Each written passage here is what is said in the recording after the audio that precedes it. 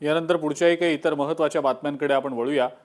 बेस्टच्या वाढत्या अपघातांसंदर्भात चौकशीसाठी समिती स्थापन करावी अशी मागणी भाजपचे नगरसेवक नवनाथ बन यांनी केलेली आहे।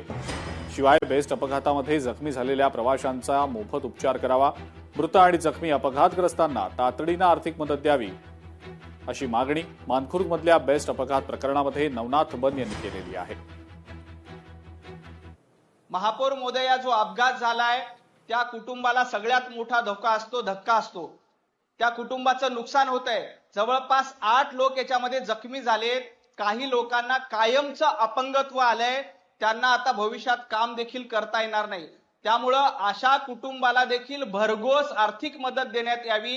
आणि आपण एखाद्या व्यक्तीचा जीव भरून देऊ शकत नाही, परंतु त्या कुटुंबाला देखील तातडीनं आर्थिक मदत देण्याची गरज आहे। महापौर महोदय, आणखी एक मुद्दा की जे जखमी झालेले आहेत, 8 लोक जखमी आहेत, त्या सर्वांचा मोफत उपचार हा बेस्टच्या मार्फत बेस्टच्या निधीमधून करण्यात यावा आणि त्या कुटुंबाला आधार द्यावा। महापौर महोदया, ज्या परिसरामध्ये तो अपघात झालाय तो परिसर अतिशय गर्दीचा परिसर असतो। मानखुर्दच्या रेल्वे स्टेशन परिसरामध्ये प्रचंड गर्दी असते। मोठ्या प्रमाणात इलिगल पार्किंग देखील महापौर महोदया त्या ठिकाणी होते। अनधिकृत फेरीवाले आणि पार्किंगचा मुद्दा देखील त्या रस्त्यावर मोठ्या प्रमाणात असतो।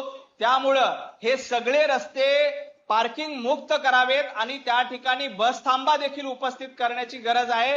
ते देखील आपण तातडीने द्यावेत, या सूचना आपल्या मार्फत कराव्या आणि त्याची अंमलबजावणी महापौर महोदया, ती समिती असेल, उपचार असेल किंवा नुकसान भरपाई असेल, याची वेळेमध्ये अंमलबजावणी आपल्या निर्देशानुसार करण्यात यावी अशी माझी आपल्याला विनंती। लोकशाही मराठी ऐका, पहा, जागरूक रहा।